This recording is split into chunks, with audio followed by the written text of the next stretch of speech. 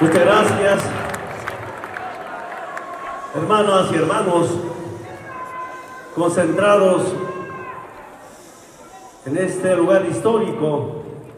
Tengo información, por acá pasaron muchos líderes que lucharon por la democracia, por los pueblos. Felicidades a esos hermanos que lucharon por nuestros pueblos. Nuevamente sorprendido por miles de hermanos chilenos concentrados para expresar un profundo sentimiento desde ustedes hacia el pueblo boliviano, que es mal para Bolivia con soberanía. Muchas gracias, hermanas y hermanos. Sigue convencido que son nuestros pueblos organizados en los movimientos sociales para expresar estos mensajes de hermandad, de solidaridad, de complementariedad y orientado en especial para reparar los daños del pasado que no eran de los pueblos, sino el grupo que nos dominaron durante la República, durante los estados coloniales. Quiero aprovechar esta oportunidad, hermanas y hermanos, brevemente para informar cómo Bolivia en corto tiempo ha cambiado su situación económica, social y política. Del sector más humillado, más despreciado, del sector más vilipendiado, más odiado, que era el movimiento campesino indígena originaria, que era la mayoría de la población boliviana. Desde el año 1994-95, el movimiento originario ha empezado a impulsar un instrumento político de liberación, un movimiento político no solamente para el sector vilipendiado, sino para todos los bolivianos y las bolivianas.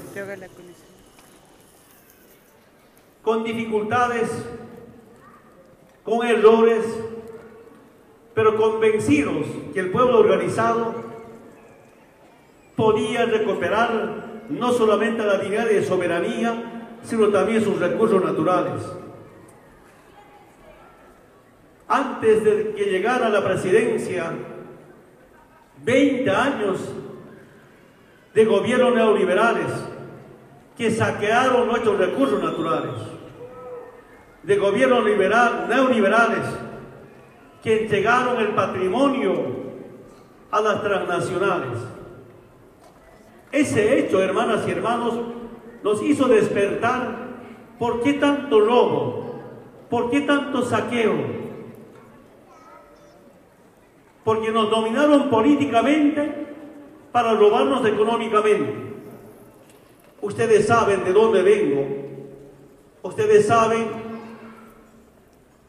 cómo, especialmente el movimiento campesino indígena originaria, ha pasado de la lucha sindical, de la lucha comunal, a una lucha electoral. Y nos hemos preguntado, como movimientos sociales, por qué nosotros mismos nos gobernemos para recuperar nuestros recursos naturales. Aquí quiero decirles con mucha sinceridad, una vez identificando a los enemigos internos y externos, a los enemigos internos que eran proimperialistas, procapitalistas, la clase política, conocido como una clase política delincuencial, porque la clase política en Bolivia se conocía como farsante, como maleante, como delincuente. Costaba entender y costaba entrar a esa arena política. Sin embargo, no hay otro camino: hacer una revolución con el voto y no con la bala, con la conciencia del pueblo boliviano y no con la plata. Eso es lo que hicimos desde el movimiento campesino y de las fuerzas sociales de Bolivia.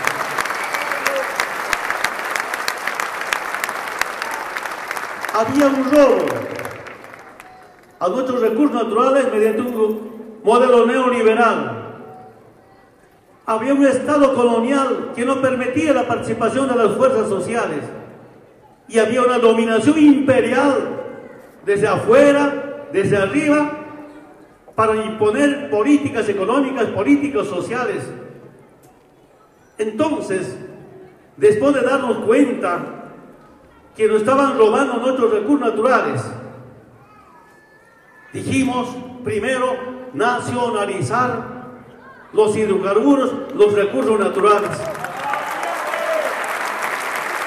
Después de ganar las elecciones de 2005, gracias a la conciencia del pueblo boliviano, el 1 de mayo del 2006, como justo homenaje a los trabajadores, obreros, originarios, profesionales, patriotas, hemos decidido nacionalizar los hidrocarburos.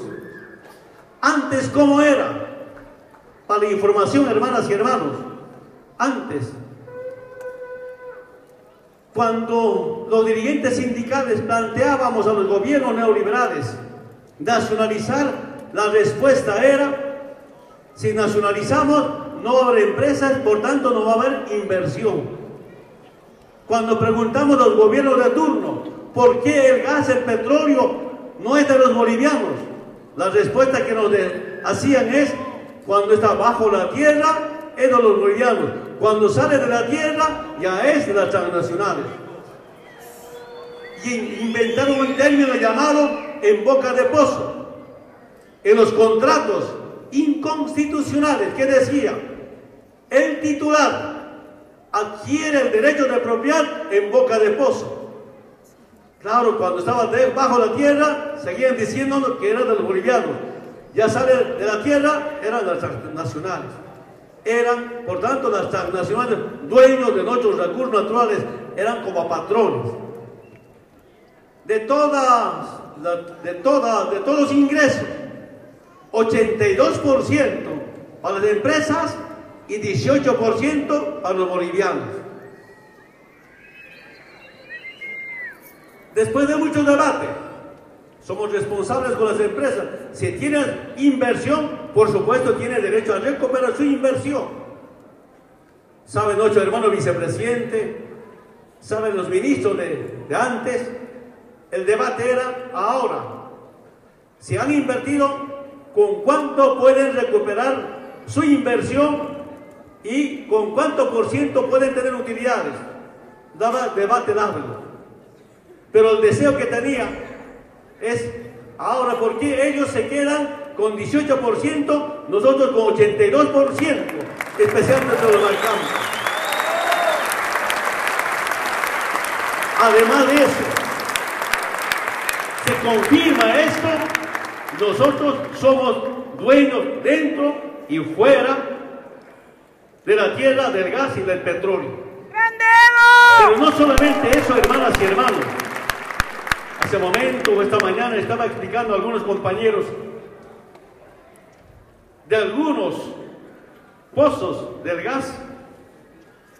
Los bolivianos por ahora nos quedamos con 85% y 15% para las empresas.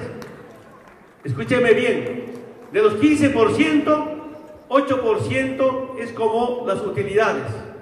El 7%, si esa empresa ha invertido, el 7% es pagar la inversión.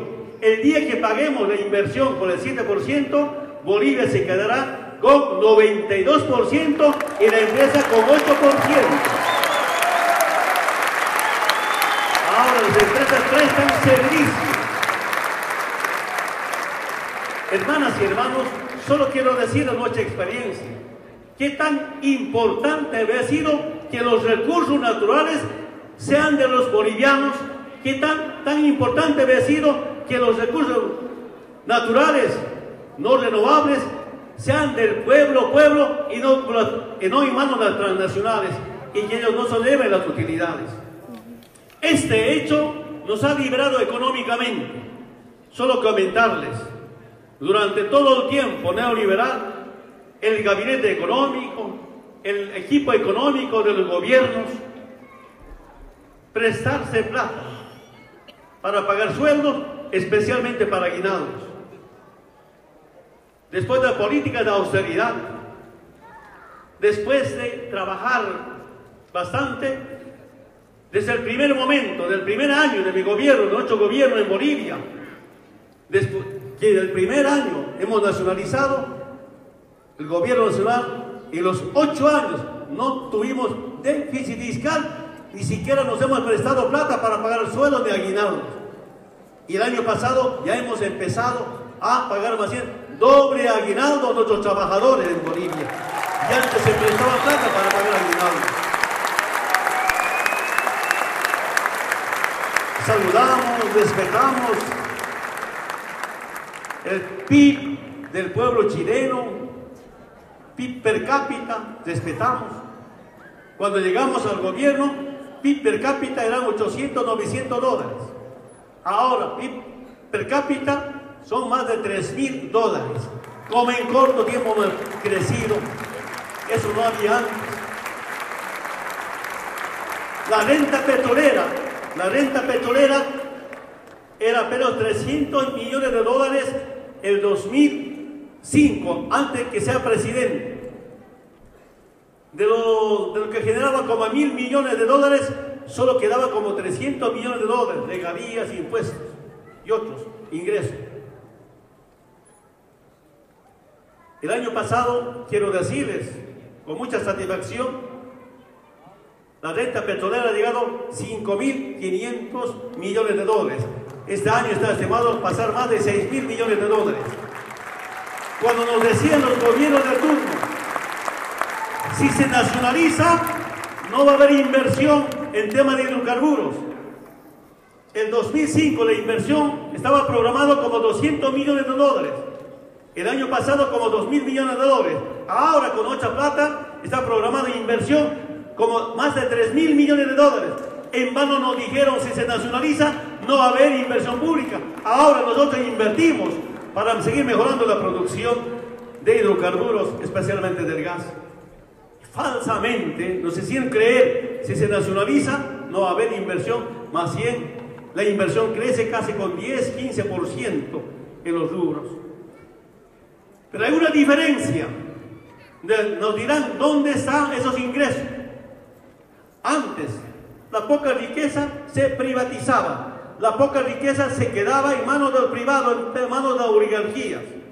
Ahora la riqueza se socializa, se democratiza. Esa plata vuelve al pueblo boliviano mediante transferencias o mediante bonos de rentas. Ese camino es alternativo, mejorar la situación social para seguir reduciendo la pobreza, la extrema pobreza, programas sociales, temas de servicios básicos. Servicios básicos estaban totalmente privatizados.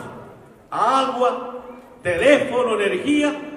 Y nosotros dijimos desde los movimientos sociales, todos los servicios básicos es un derecho humano. No puede ser privatizado ni agua, ni luz, ni teléfono. Ese debe ser un servicio del Estado boliviano. Nacionalizamos el nivel de telecomunicación, nacionalizamos las plantas hidroeléctricas que hemos recuperado. De a poco nos fueron quitando. Imagínense, desde el momento que hemos llegado al gobierno, ahora no sube las tarifas ni de agua ni de luz. Más bien el año pasado la luz sigue rebajando. Cuando está en manos del Estado, la administración, y no en manos del sector privado. Y qué tan importante había sido que los servicios básicos sean un servicio público y no un negocio privado, compañeras y compañeros. Eso nos ayudó bastante para también atender a las familias más pobres.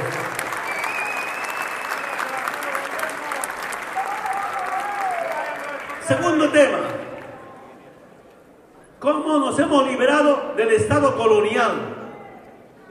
Después de la fundación de las repúblicas, nos deja un Estado colonial, unas repúblicas para un grupo de personas, y por eso hemos pasado del Estado colonial, yo digo mendigo, a un Estado plurinacional digno.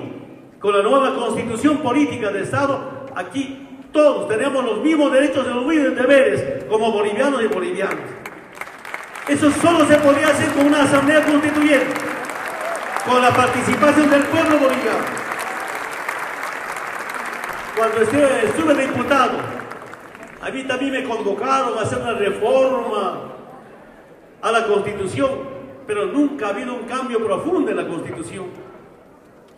El pueblo boliviano ha planteado una asamblea constituyente para refundar Bolivia, pero con la participación del pueblo. El pueblo boliviano primero ha elegido sus constituyentes. Partidos, agrupaciones tienen derecho a presentarse. Es un derecho constitucional tener su partido, su agrupación ciudadana para participar en las elecciones. El gobierno nacional, a la cabeza de Evo Álvaro, vicepresidente, hemos decidido convocar a la Asamblea Constituyente y que el pueblo elija sus constituyentes para refundar Bolivia. Tuvimos muchos problemas, ha habido mucha resistencia, especialmente a los terratenientes, especialmente a algunos que hacen la política para un negocio, que hacen política para beneficio. Y nosotros dijimos, la política no es negocio ni beneficio, la política es servicio, esfuerzo, es sacrificio por nuestro pueblo. Eso es lo que hemos entendido de la política. Y para cambiar esas normas, debate profundo, ahí yo quiero saludar a la Central Obrera Boliviana, al movimiento indígena campesina originaria, algunas universidades, algunos estudiantes, no siempre todas, se sumaron a defender la Asamblea Constituyente para refundar Bolivia. Refundamos Bolivia con la fuerza del pueblo. El pueblo debate, se socializa, tuvimos problemas serios, algunos grupos no permitieron que acabe la Asamblea Constituyente en Sucre, capital histórica de Bolivia, capital del Estado plurinacional, por grupos, no era todo el pueblo chuquisaqueño. Igual otro departamento garantiza, termina una propuesta de constitución y por primera vez este proyecto de nueva constitución de refundación sometemos a consideración del pueblo mediante un referendo y gana esta constitución casi con 70%, es la conciencia del pueblo boliviano para refundar de esta manera liberarnos del Estado colonial.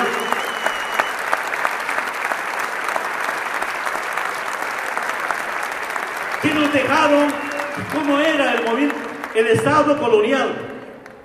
Para el movimiento campesino se creaba un ministerio, Ministerio de Asuntos Campesinos e Indígenas. Un poco avanzaron. Para ese ministerio, después crearon el Ministerio Indígena. Un indígena puede asumir el Ministerio Indígena. Para las mujeres igual, un Ministerio de la Mujer. Nosotros dijimos, la mujer puede ser ministro de muchas carteras, de muchos ministerios.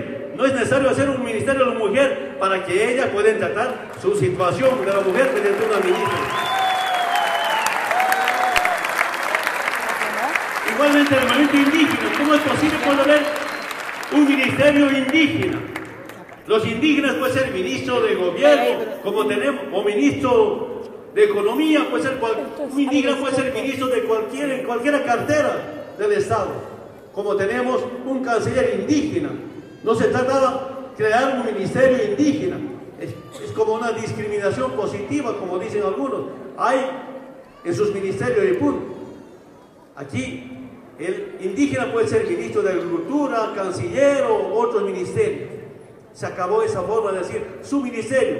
Esa era una copia del Estado colonial. Reitero una vez más, antes había Ministerio de Asuntos Campesinos. Nosotros somos un asunto. Eso ha terminado. Ahora todos tienen derecho a ser ministros, embajadores, cancilleres, en toda la comunidad. Para hermanos, hay hermanos indígenas que tienen muy poca población. Hemos creado circunscripciones especiales.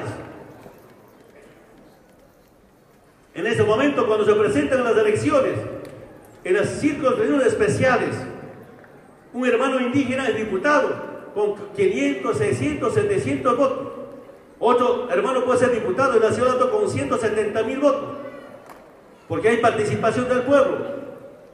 de los movimientos indígenas, especialmente más abandonados. Se presenta las elecciones, gana, saca unos 500, 600, creo, el diputado con poca votación ganó, ha sido, me acuerdo, con unos 300 votos, frente a otro diputado que ha ganado con 150.000 o 180.000 votos. Pero los dos tienen los mismos derechos. Hermanas y hermanos, se acabó esa forma de discriminar, porque queremos que también nuestros hermanos indígenas estén en la Asamblea Legislativa Plurinacional como diputados y como senadores. Yo me acuerdo cuando llegué en